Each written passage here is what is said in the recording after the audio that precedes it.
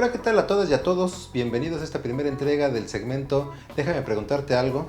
Un segmento que ha sido creado con la intención de traer entrevistas con gente relacionada al medio del periodismo y de algunas otras cosas interesantes que creo que son importantes que hoy en día la gente conozca para que se sepa qué es lo que tiene que hacer un periodista para llevar la información que todos los días consumen en los medios de comunicación.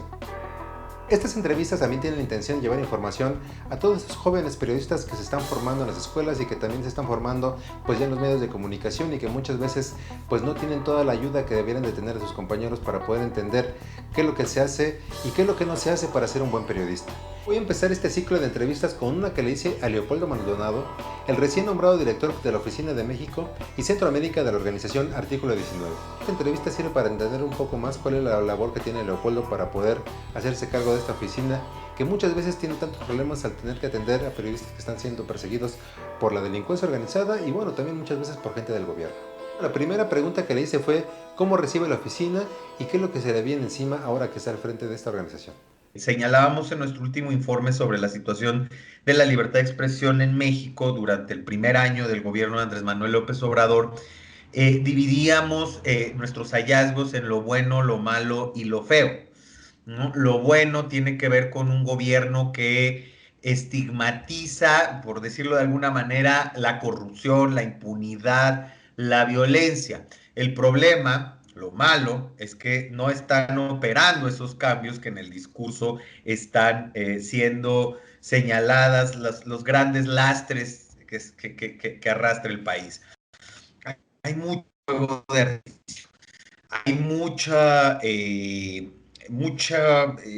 digamos, un discurso ampuloso y se señala, incluso se habla de un cambio de régimen, pero falta muchísimo para ver algo así, falta muchísimo para desmontar el corrupción. Y en el caso particular de libertad de expresión, déjame te pongo un ejemplo, es decir, el mecanismo de protección a periodistas y personas defensoras de derechos humanos que fue creado, muchos dicen como una simulación, pero al final fue creado como una institución para proteger estas poblaciones durante el gobierno de Felipe Calderón y fue implementado durante el gobierno de Enrique Peña Nieto, pues efectivamente necesita cambios sustanciales con los cuales no hemos visto que este gobierno se comprometa de fondo. No hemos visto que la agenda de protección a periodistas, que repito, México destaca como un país sumamente violento contra la prensa, donde se cometen muchas violaciones a derechos humanos de periodistas, no se ha visto ese compromiso, no ocupa ese nivel de prioridad que debería ocupar en una agenda de un país propiamente democrático. Y otro de los elementos que nos preocupa es la opacidad. Opacidad, por ejemplo, en el gasto de la publicidad oficial, que si bien ha disminuido en 2/3 respecto al dispendio que hubo en el gobierno de Enrique Peña Nieto, sigue asignándose a los medios de comunicación de manera discrecional y opaca, lo cual da pie a la censura sutil e indirecta. Y otro elemento de opacidad es que cada vez es más difícil acceder a la información gubernamental. Cuando se hacen solicitudes, se declara inexistente, se dice que no es obligación de esa entidad gubernamental producir información, es decir, estamos viendo cada vez más complicado en este sistema de transparencia que iba tomando algunos pasos, algunos avances, cómo este gobierno ha dado pasos para atrás. La siguiente pregunta que le hice fue acerca de los ataques constantes del presidente Andrés Manuel López Obrador a la prensa y cómo puede afectar esto a la libertad de expresión. Efectivamente hay una percepción social de que el periodismo siempre ha servido al poder. Y hay estas críticas eh, de López Obrador que se fundan no en la búsqueda de un periodismo crítico e independiente, sino de un periodismo favorable a su persona. Es decir, él divide en buenos y malos respecto a quienes lo critican o no, no respecto a quienes de verdad se ciñen a estándares periodístico. Con esta estigmatización, el nivel de vulnerabilidad de la prensa, que en México es muy alto. Nada más como dato, tenemos que el año pasado tuvimos 609 agresiones contra periodistas de diversa índole. Eso es un incremento del 20% respecto al número de agresiones ocurridas en el último año de Enrique Peña Nieto. Este discurso del presidente no favorece a una mayor protección de la prensa en México.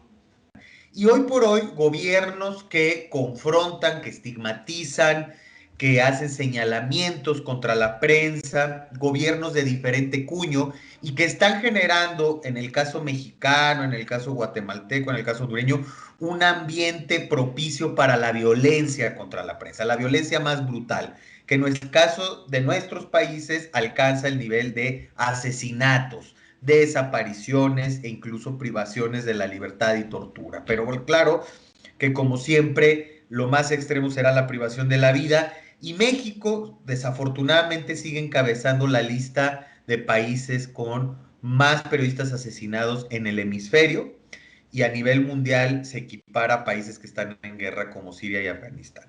Y bueno, otro tema que creía importante tratar con él fue el tema de la vigencia del periodismo hoy en día ante la lluvia de información que traen las redes sociales y el Internet.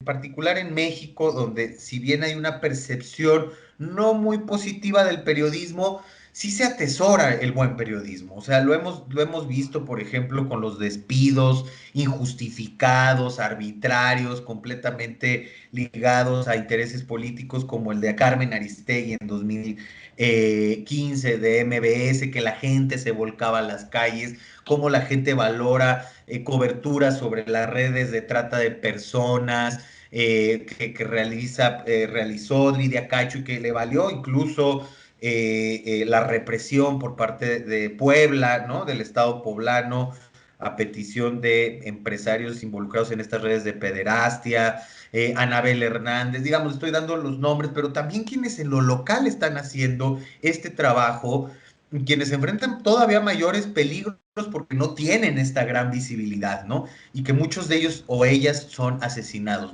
Me parece que al contrario es más necesario que nunca el periodismo en este momento. Tenemos una sobresaturación de información, necesitamos ese ojo entrenado, esa, digamos, que nos ordene, que nos diga, que nos cuente las historias.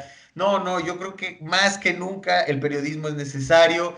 El periodismo tiene esta base, como lo he dicho, de potenciar los procesos de democratización de los países, esta función social de hacer el escrutinio público. Eso está en el corazón del periodismo y eso sigue más que nunca vigente. Por eso el interés de personas que yo también defendí de derechos humanos en otras organizaciones con otras agendas, pero la libertad de expresión, el derecho a la información son fundamentales hoy en día. Quitarnos toda esa maraña de cosas también es hacer periodismo. Esa es una función primordial de un momento en la historia de la humanidad donde nos llega tanta desinformación. Entonces, creo que ahí cobra muchísimo sentido y cobra mucho sentido también en regiones como las nuestras, donde pues hay profundos anclajes autoritarios que no nos dejan transitar a una democracia plena. Concluimos esta entrevista preguntándole cuáles son los retos adicionales que le trajo el COVID-19 al periodismo y cómo es que va a enfrentar la oficina de Artículo 19 esta situación. Pues mira, enfrentamos un contexto muy adverso, Néstor. El primer elemento que hay que tomar en cuenta es que estamos en una situación atípica de una pandemia, de una emergencia sanitaria a nivel global que nos tiene confinados y que eso ha traído como consecuencia una crisis económica como nunca antes se había visto también. Esto trae como arrastrando pues una agudización de la disputa política, sobre todo en América Latina, ¿no? En otras partes del mundo también, pero sobre todo en la región en donde trabajamos, que es México, Guatemala, Honduras y por supuesto también en Cuba, que parece que no se mueven las cosas desde hace 60 años, pero sí se están moviendo muchas cosas al interior de la isla a raíz de esta pandemia. Entonces, ese es el primer reto, ¿no? Cómo los gobiernos se cierran para brindar información pertinente, adecuada a las poblaciones respecto a la gestión de la pandemia.